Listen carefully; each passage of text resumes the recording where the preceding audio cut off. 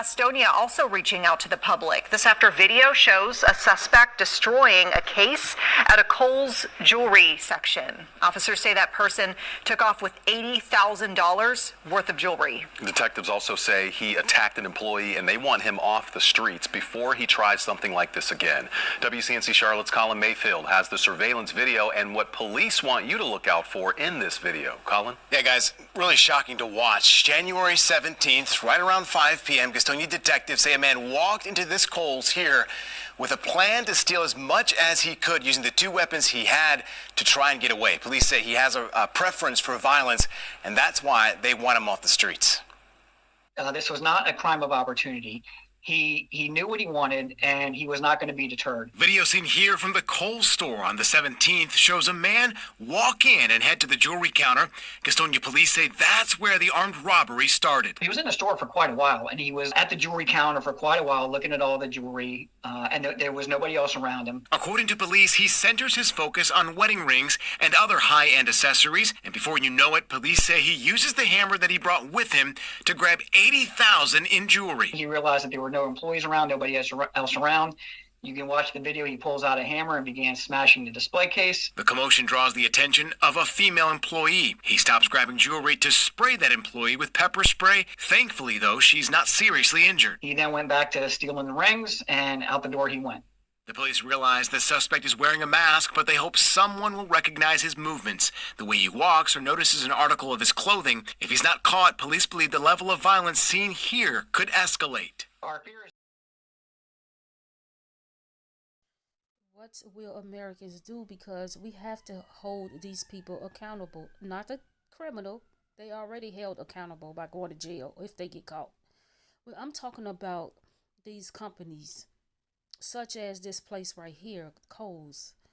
Why didn't they invest in bulletproof glass when they know that they have nobody working for security?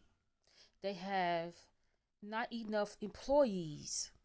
So where's the money going? You have to invest in something and raise minimum wage so people can come back to work, and a better, respectful working environment. Nobody talks about the fact that the working environment in the United States is horrendous. Nobody's talking about that. People come to work with attitudes, bad attitudes. Just make you feel uncomfortable to work in certain areas in Chicago. But we don't get him identified and get him in custody right away. He may try this again either in Gastonia or somewhere else, and he's already shown a penchant for violence, and he's not afraid of being confronted. America has a way of scaring people. America has a way of convincing people not to intervene with certain things and just pull out their phone and record. America does not hold certain companies accountable for the things they need to do and invest in their companies. They do not. And what do? They go back to we need to change laws. We need to increase fines and stuff like that, which is not working. But whose fault is it? It is our fault. It is our fault as a people, because we know what's going on. We don't do anything about it. We don't speak about it. Now, as a couponer, I would have never went into Kohl's and stole anything, because Kohl's give you so many coupons. It makes no sense. It just makes no sense. But again, people steal because why? They don't have jobs. Their mental is not as 100% like other people. Or they could just be lazy. But guess what? If you have ways to prevent these things like bulletproof glass, security guards that's walking around, more people that's working there or any other store, this wouldn't happen. And why is it that they have all the good clothes with locks on it, but not the bulletproof glass to keep the people from stealing the jewelry? It makes no sense. It's backwards. But guess what? We know this and we ignore it as a people. But I'm going to show you guys another video about some immigrants or migrants that came to Chicago and start stealing. And I'm going to tell you why. If you come to Chicago, you could just look on the TV and clearly see that it's easy to steal. It's easy. Walk in there, take your stuff, and leave out. There's no measures to stop this. Crime has nothing to do with when you walk up in that door. It should have been security guards, protective glass, everything. But it's not. And guess who footing the bill? We are.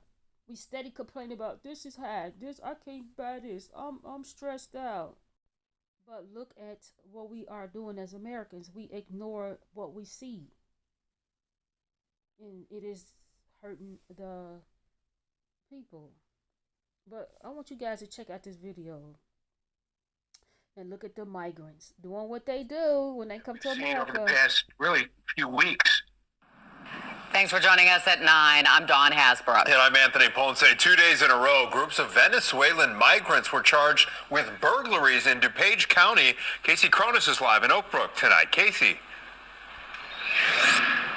Hey, Anthony and Dawn. In both cases, the thieves were using devices to try and trick the store's security systems. Now, officials are investigating whether the incidents are connected. In a crowded Oak Brook shopping center, prosecutors say 2 men from Venezuela were caught stealing $750 in clothing from Macy's. When police tried to stop them, one of the men refused, trying to get away before he was brought to the ground and handcuffed. They went in with a foil-lined bag, which again is designed to defeat the theft detection system that is installed at the store. One day earlier, on Black Friday, 3 migrants, also from Venezuela, who've been living in Waukegan, allegedly took $500 worth of merchandise from Kohl's in Elmhurst. In that case, they were carrying a large magnet to thwart the store's anti-theft devices. All 5 people were arrested and charged, but DuPage County State's Attorney Robert Berlin says under the Safety Act, all but one of those offenders has been released. Judges have very limited discretion in detaining those defendants. He tells us there have already been 3 cases where migrants have failed to appear in court. And the difficulty in finding them is a real problem. In fact, in one of the cases, when the judge was issuing the warrant for the defendant's address, it said tent. Saturday wasn't the first time the Macy's here at Oak Brook Center has been hit in recent weeks. On Halloween, 2 Venezuelan migrants allegedly made off with more than $2,800 worth of merchandise before being caught a short time later. Let's talk about the fact that when these migrants came to Chicago, they would supposedly have what? Thousands of dollars. A lot of food stamps. But they're stealing. Oh, the money must have ran out. Or maybe it was just not as much as people were saying. And today, not even 2 weeks ago, they put almost 60 migrants out of a abandoned building on the south side of Chicago. And a lot of them refuse to go to shelters. So guess what? They are on the street with no money. In this video, it clearly shows that we as a people in America tell all of our business. How does these people even know how to steal out of these department stores? And again, as you see in the video, the man tells you how you can steal out of these department stores. And they do what they do. They go in and steal. Which again, we are not protecting our people. So that means anybody in another country could come over here and steal anything they want. And that's a problem. So pay attention to the video. Okay? And here's another one. All right, get this. Federal authorities in El Paso relinquishing custody of a man linked to this violent jewelry robbery. This happened back in June in Denver. Let's talk about that door that those women closed and tried to lock. This is 2025. They should be steel doors, bulletproof doors. Look, this is what's going on in America.